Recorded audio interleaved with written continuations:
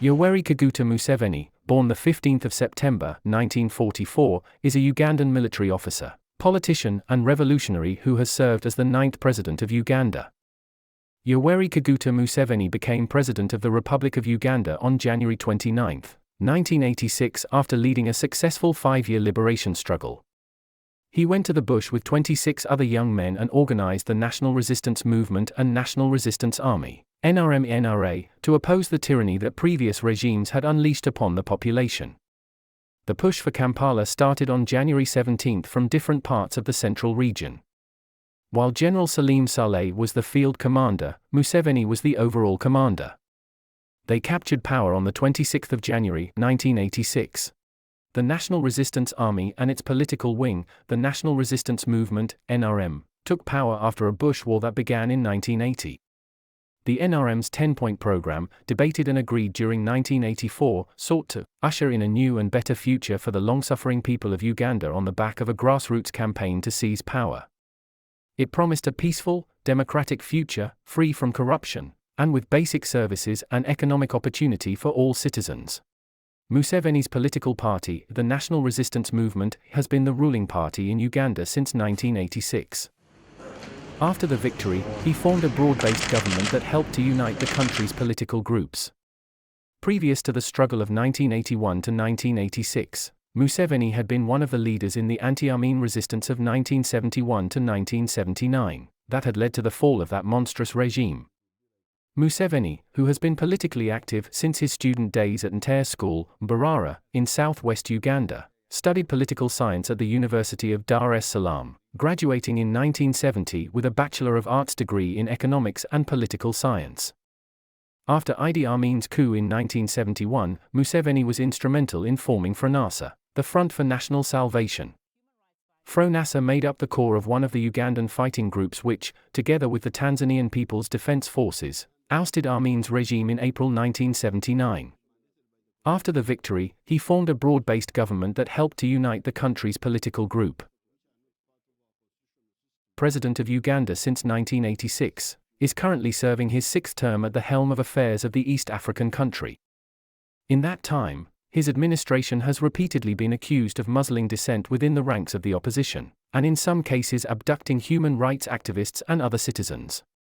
There have also been speculation that he is grooming Muhoozi Kainerugaba, his army general's son, to succeed Barack him. Obama, for one, but other Western leaders as well, have said that they will tie future aid and development funding in a host of countries, including yours, to what they see on the human rights front, but particularly on these gender and sexual identity issues.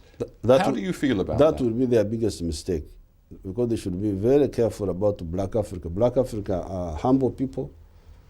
We never impose our views on anybody else. We are not like Europeans or like Arabs who want to impose their views. I normally tell people that when I hear Arabs talking of haram, that's something which is haram. I always tell them that my list of haram is much longer than that one of the Arabs. The term limits for presidents. We don't believe in term limits. The people who talk of term limits, we don't agree with them. We think they are not really addressing the real issue. The real issues in Africa are not who, they are what.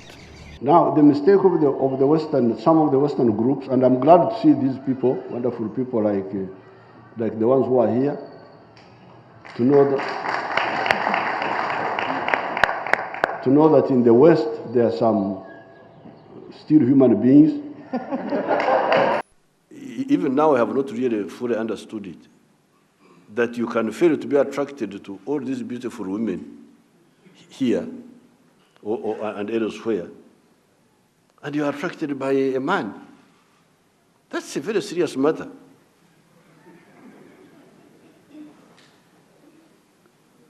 It means there's something really wrong with you. President Museveni were addressing the business community on Tuesday. They accused the Ugandan leader of human rights violations in his country. We have a Ugandan Human Rights Commission, which is mandated by the Constitution. So having others which are not part of our constitutional system is first of all unnecessary, but also diversionary. Of the West. Here we don't do things like that. There's enough opportunity. You go into your house. Why do you have to? Why do you come to show us how you are kissing? How you are? President Zane Vergy, CNN, The West. They do make it an issue. They have been making it an issue for many months now. Many in the international community are saying that by your signing of this bill, you're taking Uganda a step backwards, that you are not protecting the freedoms and the rights and the choices of the Ugandan people. So how do you respond to that? And specifically, President Obama has said he was deeply disappointed by Uganda's move and says that it would complicate US-Uganda relations. I've listened to everything that you've said in the statement, so how would you respond to that? And does it worry you, and have you spoken directly to President Obama about this? Well, we have been disappointed for a long time by the conduct of the West, the way you conduct yourselves there. But we just keep quiet.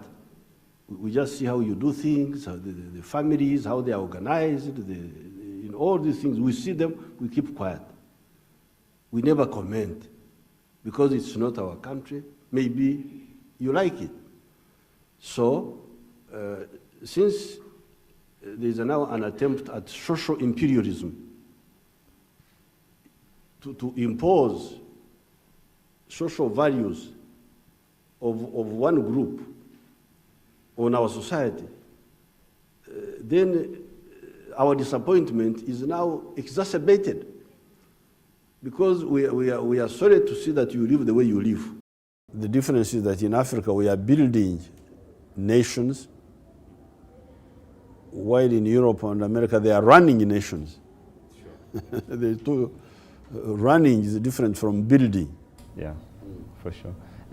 And also then, as a leader, what has been your vision, not just for Uganda, but for Africa? Well, the vision, I start with the individual, this individual person. What does he need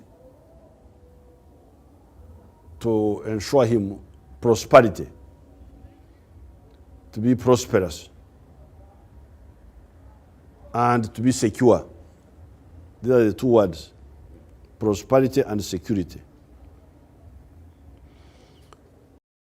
Of Isaiah, chapter 11, verse 6, it says, "The wolf also shall dwell with the lamb," the wolf, the wild animal, "will lie with the lamb." Lamb is the young sheep. "And the leopard shall lie with the kid." This is the baby of a goat. "And the calf and the young lion and the fatling together, and a little child shall lead them." That's what it says in the book of Isaiah. That in heaven you will find a wolf sleeping with the lamb, peacefully.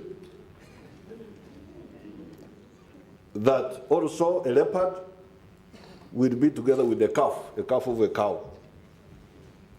And that all these will be led by a young child. Now, that is in the kingdom of heaven, which the Muslims call Jannah. But we are still here on earth. We have not gone to heaven yet. Here on earth, wolves are still eating lambs.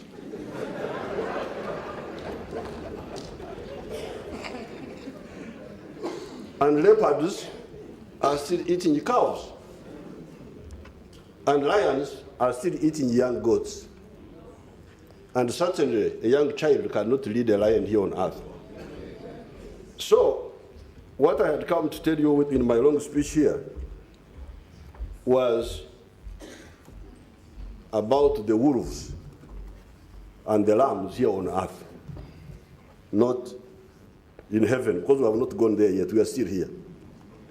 So as long as we are still here, let's deal with the issues that they are.